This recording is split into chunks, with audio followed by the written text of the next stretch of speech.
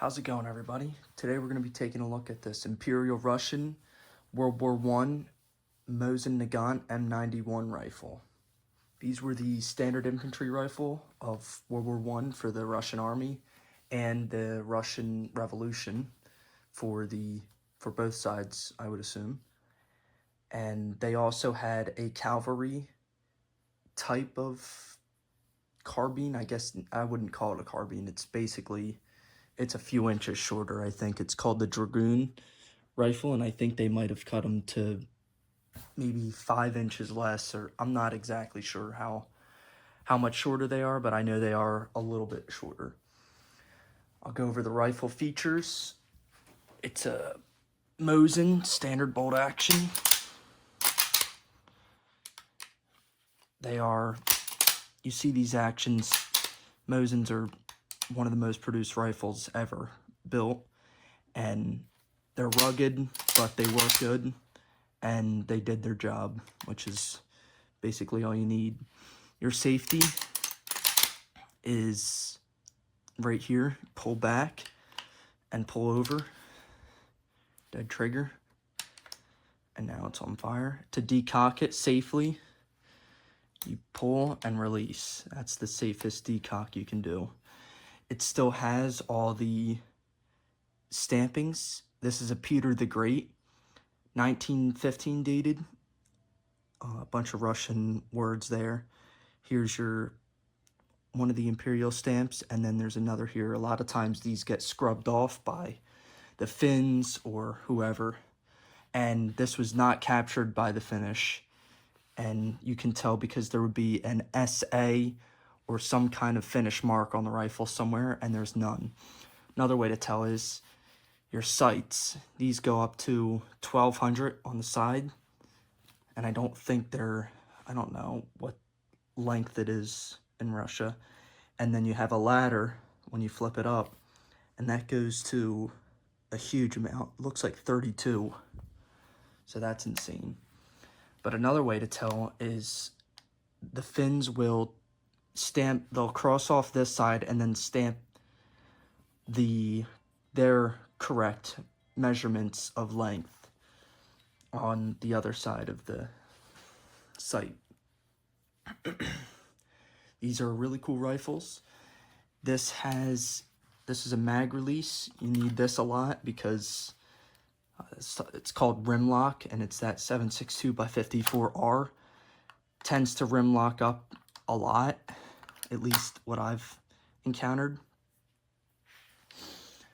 Got your cleaning rod on the end. Oh, and I've taken these off a few times. For anyone that does take them off, they are reverse threaded, so have fun. Reverse thread, I think, sucks, but apparently the Russians liked it. It's an original sling, and it has the original sling loops. These loops that go through, the little leather loops, and a lot of them had big metal kind of clips that went right through the sides, and it was to fit whatever army has captured them. Like you'll see it on Austrian captured rifles, you'll see it on not Spanish, but Mexican, I think the Mexican army, or Spanish, I don't know. One of them were supplied these rifles, and they have to use those sling loops, those metal clip looking things. So I'll do some loading.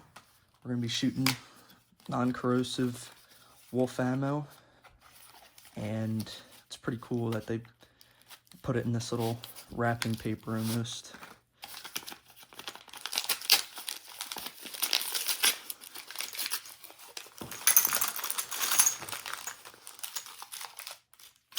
And these clips, these stripper clips, are original. They are World War II era because the World War I eras are very hard to come by. And it looks like they're Ishkovets, if you see that little stamp there. And that's a Tula. The Peter the Great were Tulas. So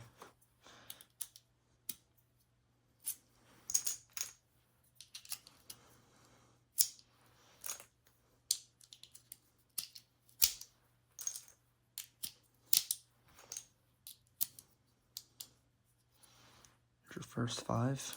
Let's hope for no rimlock.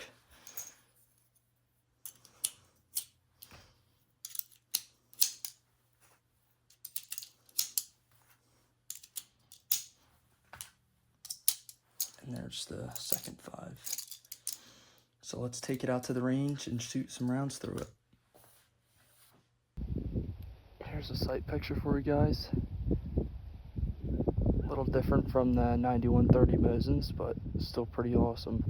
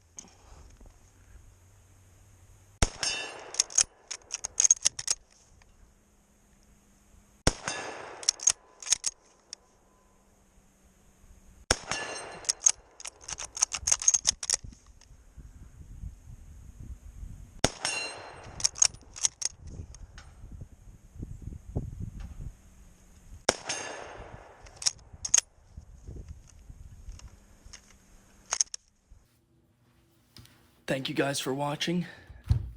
And if there's one takeaway from today's video, it's that Rimlock on Mosins really sucks. Thank you guys.